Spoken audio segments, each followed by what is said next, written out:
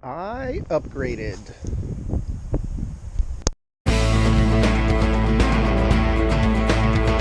Here we have the 2018 Ford F-150 Lariat. This is the Sport, has the Sport and FX4 package on it. I'll give you a little walk around with it. The color is leadfoot. I'm not sure how if you can really tell, but it almost looks like a wet gray. As you can see, it has the red accents with the pinstripe on the side. Color matching door handles. The rims are not color matching, I don't believe. I think they're just a darker gray that comes with it. I don't believe they're color matching, but it's pretty close. They almost look color matched. Like I said, it's the FX4 package that comes with it. Blind spot radar, so let you know when traffic is right there in your blind spot. There's actually a little dot that appears in your side view mirror. So this has the towing package. This one is rated at 9,000 pounds the way it is. And I'll get into the engine and everything. Like I said, FX4 package, 20-inch rims. These stock tires, these are hand kook. I like the look of these better than the Goodyears that seem to come on most of them. Here's the giant tow mirrors, which are fantastic when you're trying to tow something. I like the grill on here. It's the honeycomb style grill versus the 2018s come with like two straps along the front, but bumpers color matched. This has the flat black with the red and white up front.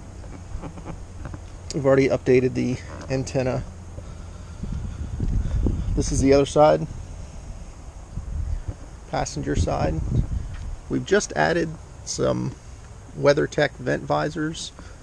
I'll let you know how those work out, but I just put them in this afternoon. So let's take a look inside. As I said earlier, this is the Sport package, and with the Sport package, what you get is the red leather, black leather, and red stitching, as well as the Sport logo embroidered in. You can see red stitching here, red stitching here. There's the back seats.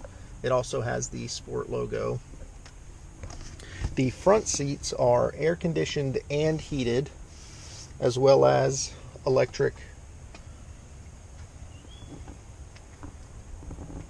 The rear seat, it's the bench seat that goes across. It's the 60/40, so you have plenty of storage down there. And what I like about the Fords is they're flat across here. Some, I believe, still have the hump, some manufacturers, but Ford has it flat across there. I just happen to have my little tray in there now, but that folds down. Here's the 40 portion. It's got the power inverter, and we need the power inverter for all of these electronics. You have your standard plug, 400 watts, 110 volts, so you can pretty much plug in anything. It even states that you can plug in your power drills. I guess because it's a truck, they think you're going to be using power drills in here. Your lighter, 2 USBs in the back. Very convenient, especially when you have kids.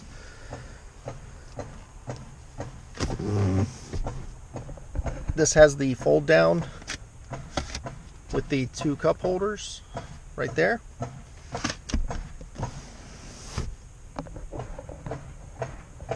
Sorry about all the hammering. The neighbor's working on something. And in the rear, 2 cup holders back here. So you can see even the seat belts have the red and black striped. Okay, you stopped hammering for right now. So that is the back seat. Very roomy. I'm 5'10", and as you can see, I mean, there's plenty of space back here. So there's it's big. It's big. Yeah, I have no problems here. Typical grab handle. Here's the front. I'll get up there earlier to kind of show you what's going on with the. This has Sync 3 with the 8-inch screen, but we'll get to that. Let me step outside here.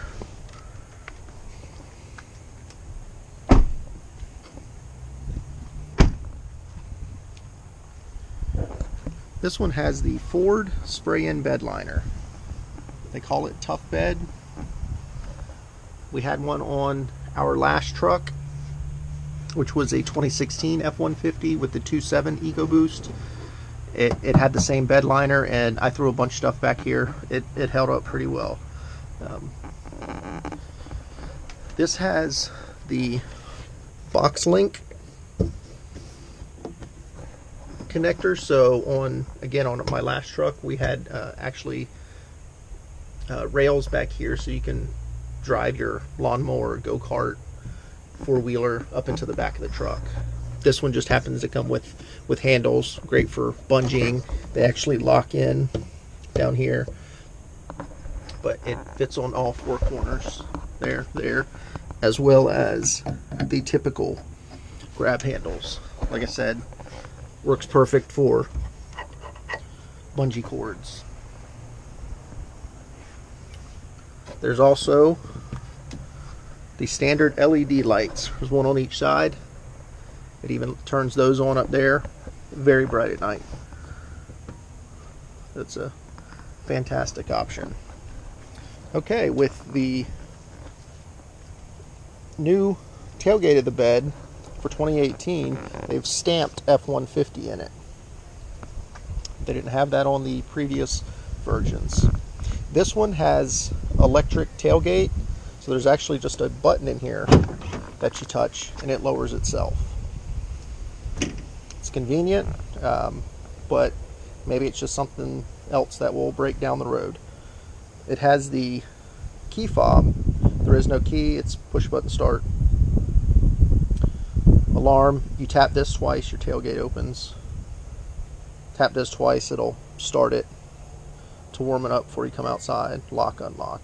So that's all standard. There's also a valet key when you push this button here and pull it out. But what I wanted to show you back here was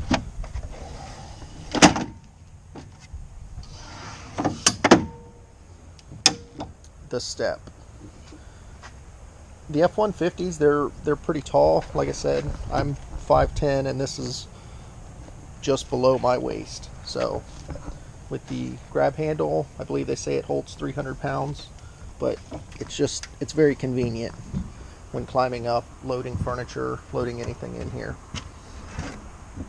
I find it very helpful. I don't always pull up the handle.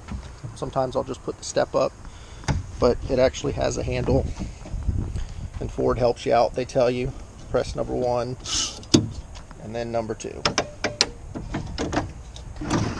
That just slides in there. Slides in there. Tailgate's pretty light. So that's the back of the bed. Let's go on the interior. Well, I guess from the exterior, like I said, push button start, key fob, no keys. So works on a proximity sensor. So it knows when I'm walking up. I touch this, it unlocks it. You can keep the keys in your pocket. You can put the key in the center console. There's room here. Sometimes I'll just throw it in the door just to make it easy on myself. So here's the interior. This is typical of, I know, at least a 2016 and newer. None of this has really changed. The 8-inch screen, all of that's the same. Everything here to me looks the same as my 2016. It's when I get down here that for me it's different. because I had the column shifter previously, and this front was a bench seat, whereas now I have a center console. Lots of controls over here. Again, I believe they're the same. Hopefully there's enough light to see down here. Park and brake, you can move your pedals towards you or away depending on your height. Here's to turn on a few of the lights. I leave it on automatic most of the time. Just let it do all the work. It has 1, 2, and 3, so you can set it up for the power seats up for 3 different settings depending on, I guess, who drives it or your driving mood. 4-wheel drive. 2 high, 4 automatic, 4 high, 4 low. High and low are always standard. 2 high, standard. This has 4A or 4 auto, and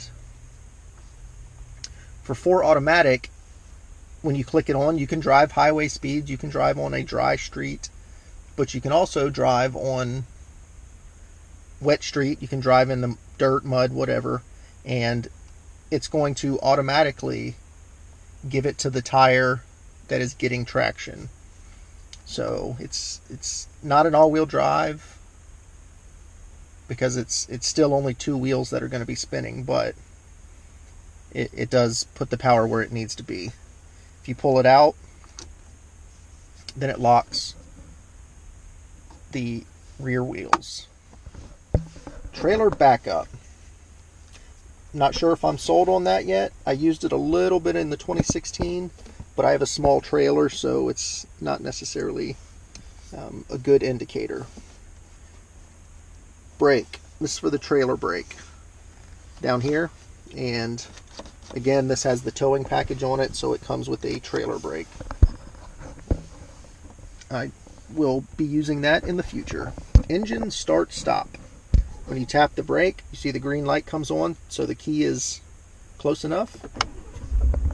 You start it up. And in this model, I have the 5.0 liter V8. It's the Coyote engine. For this year model, it has 395 horsepower and 400 foot-pounds of torque. I don't have the exact RPM to which they reach those numbers, but I know they're fairly high. I believe for the horsepower you have to get, $5 grand, somewhere around there. But it does have plenty of power just driving it around. It'll move if you need it to. As you can see, I get 16.6 miles per gallon, and I've driven it just shy of 900 miles so far. But it does well. It does pretty good. I think I got about 19 on the highway. Again, I've only gone about less than 900 miles. But when measuring it on the highway, I get about 19, and the 16.6 is probably a mix. I'd say half and half. Highway, city. So I'm satisfied with that. Let's see, controls. You have controls here for air-conditioned front seats, heated front seats. Here's your fan button. Passenger. This has dual, so you can change what the driver and what the passenger gets. Makes it convenient. I did not have that in my last one. It did not have dual, so whatever the driver turned it on, that's what it was. And I will say, when having the bench seat in the front, as in my previous model, having the bench seat, you did not have vents in the back. If you look back here, there's vents. That's a good option because there were no vents in the back, so the only way that passengers in the back would get any air conditioner or heat are the vents underneath the front seats blowing at their feet. Didn't work well, in my opinion. We also have plugs up here, your typical lighter plug, and 400 watt 110 volt. Again, you can pretty much use it for whatever you want.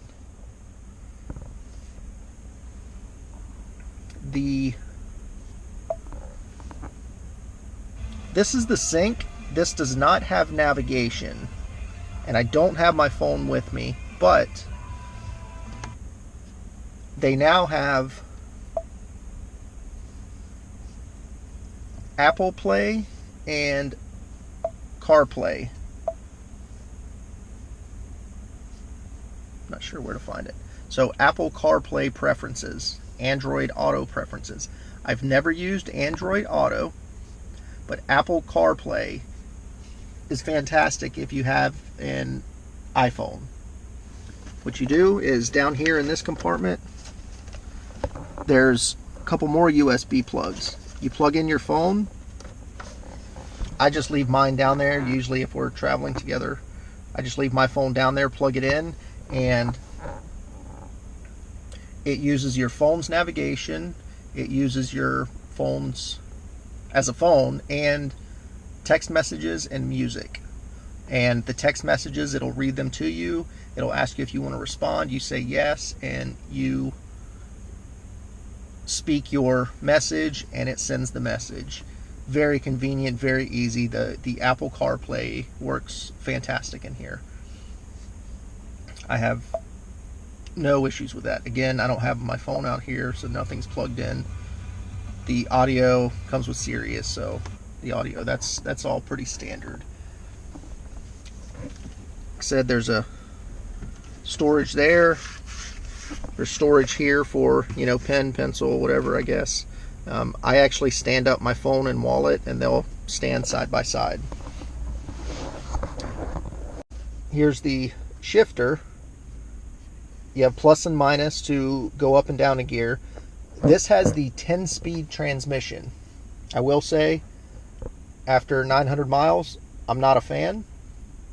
It seems like it's always changing gear, and you can feel it, especially going through neighborhoods and going at slow speeds. It just seems to always be changing gear, and I don't know. I'm not sold yet, but time will tell.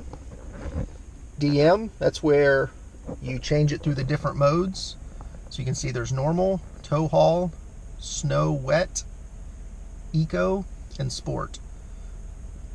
Sports if you're racing somebody. I don't know of any other options with that, but normal is what it says.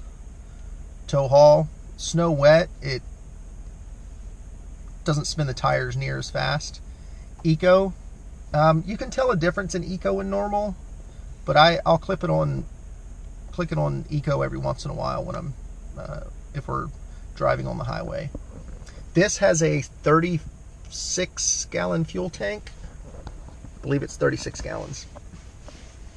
35 or 36, I believe 36. But so big fuel tank. I get about, at least how it tells you there what you have. It's right around 600, I believe, when I fill it up. So it seems to do pretty good.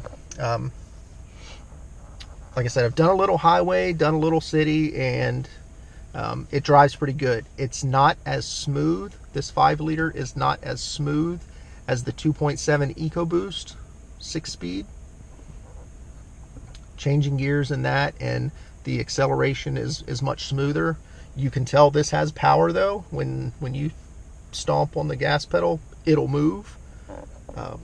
So it does well, but we'll see. The 2.7, we averaged 18.3 miles per gallon. Again, that's probably half city, half highway with the driving that we do. So there's plenty of room back here. It's a big area. Lots of room, very comfortable. The leather seats are very comfortable. In this center console, tons of storage. You can actually put files in here. There's notches here for file folders to hang in there. So you could run a business out of this. Plug in your drill, plug in your laptop. You have your files there, all your writing utensils. This has 2 cup holders here, 2 cup holders here, and then 2 in the fold down armrest. So total of 6. In the door it has your standard water bottle holders. I don't use them, but they're there. What else? I think that's about it. The tow mirrors. So you can see they're much wider. And they move out. So we're looking at getting a travel trailer, so that'll be very helpful soon. Let's see.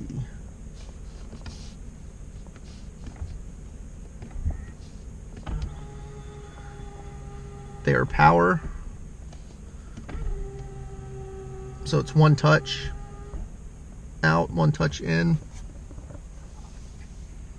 Again, they work well. It's nice to have a blind spot mirror. And I don't know if you can tell, but in the left corner of the top mirror is the blind spot. There you'll get an orange dot in there. And that's actually pretty helpful with traffic. All right. I think we're going to end it there. Again, this is a 2018 Ford F-150 Lariat Sport with the FX4 package. It has the 5.0 liter V8 Coyote with a 10-speed transmission.